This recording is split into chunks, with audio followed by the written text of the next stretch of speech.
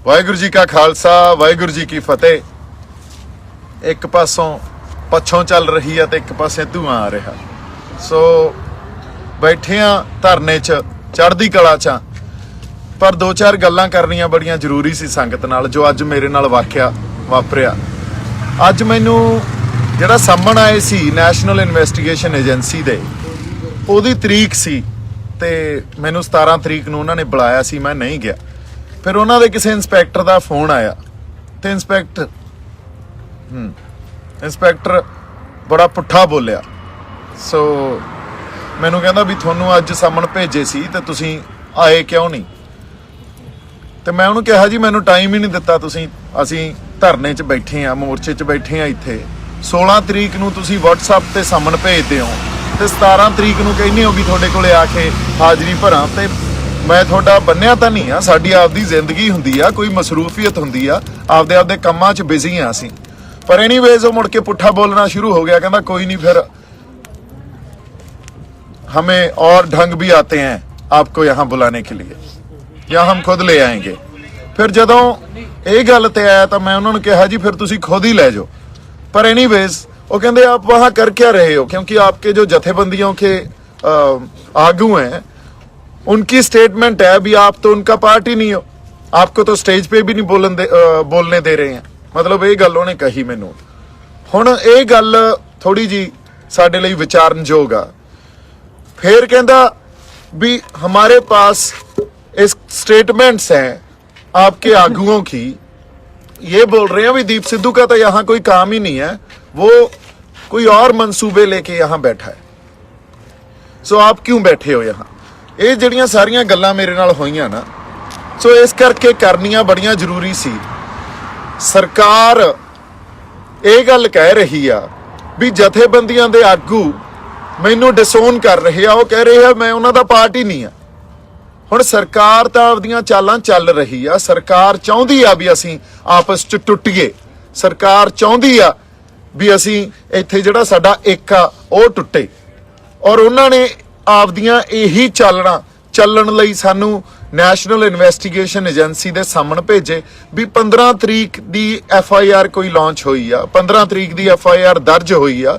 ਉਸ 15 ਤਰੀਕ ਤੋਂ ਪਹਿਲਾਂ 26 ਨਵੰਬਰ ਤੋਂ ਅਸੀਂ ਇੱਥੇ ਬੈਠੇ ਆ ਵੀ ਅਸੀਂ ਕਿਹੜੀਆਂ ਐਕਟੀਵਿਟੀਜ਼ 'ਚ ਇਨਵੋਲਵ ਹੋ ਜਾਾਂਗੇ। ਤੁਸੀਂ ਇਹ ਦੇਖੋ ਅੱਜ ਤੱਕ ਜੋ ਅਸੀਂ ਗੱਲ ਕੀਤੀ ਆ ਸਿਰਫ ਸ਼ਬਦਾਂ ਦੀ ਗੱਲ ਹੀ ਕੀਤੀ ਆ ਨਾ, ਅਸੀਂ ਆਪਦੀ ਆਵਾਜ਼ ਹੀ ਬੁਲੰਦ ਕੀਤੀ ਆ ਆਪਦੇ ਹੱਕ ਲੈਣ ਖਾਤਰ। ਸੋ ਅੱਜ ਸਰਕਾਰ ਨੇ ਮੈਨੂੰ ਇਹ ਗੱਲ ਕਹੀ ਵੀ ਜਥੇਬੰਦੀਆਂ ਦੇ ਆਗੂ ਸਾਨੂੰ ਇਹ ਕਹਿ ਰਹੇ ਆ ਵੀ ਦੀਪ ਸਿੱਧੂ ਤਾਂ ਉਹਨਾਂ ਦਾ ਪਾਰਟ ਹੀ ਨਹੀਂ ਆ, ਅਸੀਂ ਤਾਂ ਉਹਨੂੰ ਸਟੇਜ ਤੋਂ ਵੀ ਨਹੀਂ ਬੋਲਣ ਦਿੰਦੇ, ਉਹ ਇੱਥੇ ਹੋਰ ਮਨਸੂਬੇ ਆਪਦੇ ਪੂਰੇ ਕਰ ਰਿਹਾ। ਸੋ ਸਰਕਾਰ ਇੱਥੋਂ ਤੱਕ ਆ ਗਈ ਸਾਡੇ ਵਿਰੁੱਧ। ਹੁਣ ਮੈਂ ਇੱਕ ਗੱਲ ਪਹਿਲਾਂ ਤਾਂ ਇਹ ਕਹਿਣਾ ਚਾਹਣਾ ਵੀ ਇਹੀ ਗੱਲਾਂ ਇਧਰੋਂ ਸੌਰੀ ਧੂਆਂ ਬਹੁਤ ਆ ਰਿਹਾ, ਇਹੀ ਗੱਲਾਂ ਸਰਕਾਰ ਦੀਆਂ ਹੋਰ ਬੰਦਿਆਂ ਤਾਈਂ ਵੀ ਜਾਣਗੀਆਂ ਤੇ ਤੁਸੀਂ ਉਹਨਾਂ ਦੀਆਂ ਗੱਲਾਂ 'ਚ ਨਾ ਆਓ। ਉਹਨਾਂ ਦੀਆਂ ਗੱਲਾਂ 'ਚ ਜਾਂ ਉਸ ਗੱਲ ਨੂੰ ਜੋ ਧਿਰ ਕਹਿ ਰਹੀ ਆ ਸੱਚ ਮੰਨ ਕੇ ਇੱਥੇ ਆਪਾਂ ਕੋਈ ਪਾੜਾ ਨਹੀਂ ਪਾਉਣਾ। ਆਪਸ 'ਚ ਆਪਾਂ ਇੱਕ ਹੀ ਰਹਿਣਾ ਤੇ ਇਸ ਏਕੇ ਨੂੰ ਬਣਾਏ ਰੱਖਣਾ। ਪਰ ਅਗਲੀ ਗੱਲ ਜਿਹੜੀ ਬਹੁਤ ਜ਼ਰੂਰਤ ਆ ਸਾਨੂੰ ਕਰਨ ਦੀ ਤੇ ਸਾਡੇ ਆਗੂ ਸਾਹਿਬਾਨਾਂ ਨਾਲ ਇਹ ਗੱਲ ਕਰਨ ਦੀ ਵੀ ਮੈਂ ਤੁਹਾਨੂੰ ਇੱਕ ਫੇਰ ਇਹ ਗੱਲ ਕਹਿਣੀ ਚਾਹਣਾ, ਸਾਡੇ ਸਿਧਾਂਤਕ ਵਖਰੇਵੇਂ ਹੋ ਸਕਦੇ ਆ। ਤੁਸੀਂ ਸਮੇਂ-ਸਮੇਂ ਤੋਂ ਪਬਲਿਕਲੀ ਇਹ ਗੱਲ ਕਹੀ ਵੀ ਦੀਪ ਸਿੱਧੂ RSS ਦਾ ਬੰਦਾ, ਦੀਪ ਸਿੱਧੂ BJP ਦਾ ਬੰਦਾ। ਇਹ ਗੱਲ ਕਹਿਣੀ ਬੜੀ ਸੌਖੀ ਹੁੰਦੀ ਆ ਕਿਉਂਕਿ ਇਹ ਬੜਾ ਸੌਖਾ ਜਿਹਾ ਕੰਮ ਆ। ਉਸ ਵੇਲੇ ਜਦੋਂ ਸਿਧਾਂਤਕ ਵਖਰੇਵੇਂ ਹੋਣ ਤੇ ਅਸੀਂ ਉਹਨਾਂ ਸਿਧਾਂਤਕ ਵਖਰੇਵਿਆਂ ਨੂੰ ਨਜਿੱਠਣਾ ਨਾ ਹੋਵੇ, ਬਿਨਾਂ ਨਜਿੱਠਣ ਦੀ ਵਜ੍ਹਾ ਜਾਂ ਉਹਦੇ ਜਗ੍ਹਾ ਨਜਿੱਠਣ ਦੀ ਜਗ੍ਹਾ ਅਸੀਂ ਇਹ ਗੱਲ ਕਹਿ ਦਈਏ ਵੀ ਫਲਾਨਾ ਬੰਦਾ ਤਾਂ ਦੁਸ਼ਮਣ ਦਾ ਬੰਦਾ। ਔਰ ਇਹ ਪੁਰਾਣੇ ਸਮਿਆਂ 'ਚ ਇਹੀ ਗੱਲਾਂ ਅਸੀਂ ਕਰਦੇ ਆਏ ਆ, ਪਰ ਹੁਣ ਨਾ ਕਰੀਏ। ਹੁਣ ਅਸੀਂ ਇਕੱਠੇ ਰਹੀਏ। ਇਹੀ ਗੱਲਾਂ ਕਰਕੇ ਪਹਿਲਾਂ ਜਿਹੜੀਆਂ ਸਾਡੇ ਜਿੰਨੇ ਮੋਰਚੇ ਲੱਗੇ ਆ ਉੱਥੇ ਜਦੋਂ ਸਿਧਾਂਤਕ ਵਖਰੇਵੇਂ ਕਿੱਥੇ ਸ਼ੁਰੂ ਹੁੰਦੇ ਆ ਤੇ ਆਮ ਤੌਰ ਤੇ ਜਿਹੜੀ ਧਿਰ ਲੀਡ ਕਰ ਰਹੀ ਹੁੰਦੀ ਆ ਉਹ ਦੂਜੇ ਨੂੰ ਇਹੀ ਕਹਿ ਦਿੰਦੀ ਆ ਵੀ ਇਹ ਤਾਂ ਦੁਸ਼ਮਣ ਦਾ ਬੰਦਾ ਜਾਂ ਇਹ ਤਾਂ ਦੋ ਫਾੜ ਕਰ ਰਿਹਾ।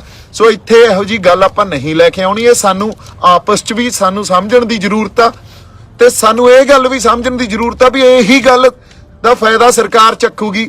ਇਹੀ ਗੱਲ ਦਾ ਫਾਇਦਾ ਸਰਕਾਰ ਚੱਕ ਕੇ ਸਾਡੇ ਨਾਲ ਬਾਰ-ਬਾਰ ਕਰੂਗੀ। ਅੱਜ ਮੈਨੂੰ ਵੀ ਗੱਲ ਇਹ ਤਾਂ ਦੱਸੀ ਗਈ ਆ, ਦੇਖੋ ਦੂਜਾ ਮੇਰਾ ਰਿਐਕਸ਼ਨ ਵੀ ਹੋ ਸਕਦਾ ਸੀ ਵੀ ਮੈਂ ਆਪਦਾ ਅਟੈਕ ਸ਼ੁਰੂ ਕਰ ਦਿੰਦਾ ਵੀ ਮੇਰੇ ਆਗੂ ਤਾਂ ਇਹ ਗੱਲ ਕਹਿ ਰਹੇ ਆ ਵੀ ਮੈਂ ਤਾਂ ਉਹਨਾਂ ਦਾ ਪਾਰਟ ਹੀ ਨਹੀਂ ਆ, ਤਾਂ ਮੈਂ ਇੱਥੇ ਕੀ ਕਰੀ ਜਾਂਦਾ। ਸੋ ਇੱਥੇ ਸਾਨੂੰ ਸੁਹਿਰਦਤਾ ਨਾਲ ਗੱਲਾਂ ਨੂੰ ਸਮਝਣਾ ਪਊਗਾ, ਉਨੀ ਸੁਹਿਰਦਤਾ ਨਾਲ ਉਹਨਾਂ ਗੱਲਾਂ ਨਾਲ ਡੀਲ ਕਰਨਾ ਪਊਗਾ।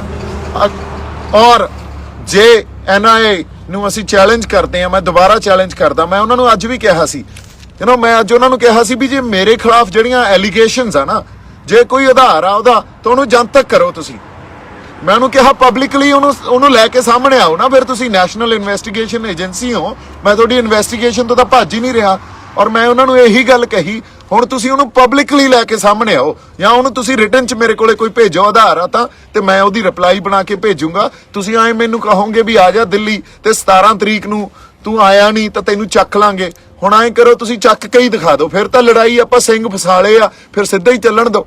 ਸੋ ਇਹੀ ਗੱਲ ਹੋਰ ਵੀ ਜਿਹੜੇ ਕੁਝ ਬੰਦੇ ਸਾਡੇ ਪੇਸ਼ ਵੀ ਹੋਏ ਅੱਜ, ਤੇ ਉਹ ਮੈਨੂੰ ਇਹ ਪਤਾ ਲੱਗਿਆ ਵੀ ਉਹਨਾਂ ਨੂੰ 2-3 ਘੰਟੇ ਗ੍ਰਿਲ ਕਰਦੇ ਆ, ਬੜਾ ਕਨਫਿਊਜ਼ ਕਰਦੇ ਆ, ਔਰ ਉਦੋਂ ਬਾਅਦ ਉਹਨਾਂ ਨੂੰ ਡਰਾਉਂਦੇ ਆ ਵੀ ਇਸ ਐਜੀਟੇਸ਼ਨ ਦਾ ਤੁਸੀਂ ਪਾਰਟ ਨਾ ਬਣੋ।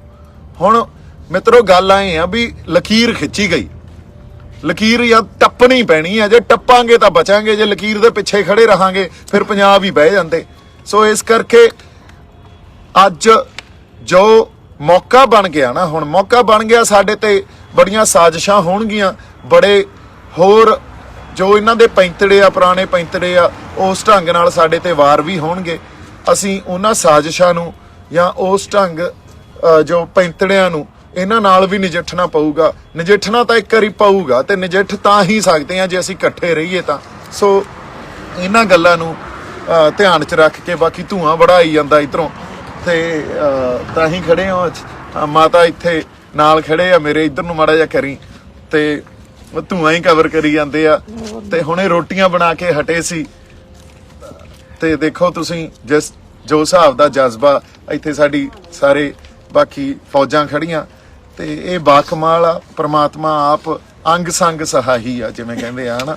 ਸੋ ਜਿਉਂਦੇ ਵਸਦੇ ਰਹੋ, ਹੱਸਦੇ ਖੇਡਦੇ ਰਹੋ। ਗੱਲਾਂ ਹੋਰ ਵੀ ਕੁਝ ਕਰਨੀਆਂ ਸੀ, ਪਰ ਹੁਣ ਆਪਾਂ ਕੱਲ ਕਰਾਂਗੇ, ਕਿਉਂਕਿ ਰਾਤ ਬਹੁਤ ਹੋ ਗਈ ਆ, ਤੇ ਸਾਰੇ ਅਸੀਂ ਇੱਥੇ ਇਕੱਠੇ ਖੜੇ ਆ, ਤੇ ਹੁਣ ਸੌਣ ਦਾ ਵੀ ਟਾਈਮ ਹੋ ਗਿਆ ਇਹਨਾਂ ਦਾ। ਮੇਰਾ ਤਾਂ ਰਾਤ ਨੂੰ ਪਹਿਰਾ ਹੀ ਹੁੰਦਾ, ਸਵੇਰੇ ਹੀ ਸੌਂਦਾ। ਠੀਕ ਹੈ ਜੀ, ਸਤਿ ਸ਼੍ਰੀ ਅਕਾਲ।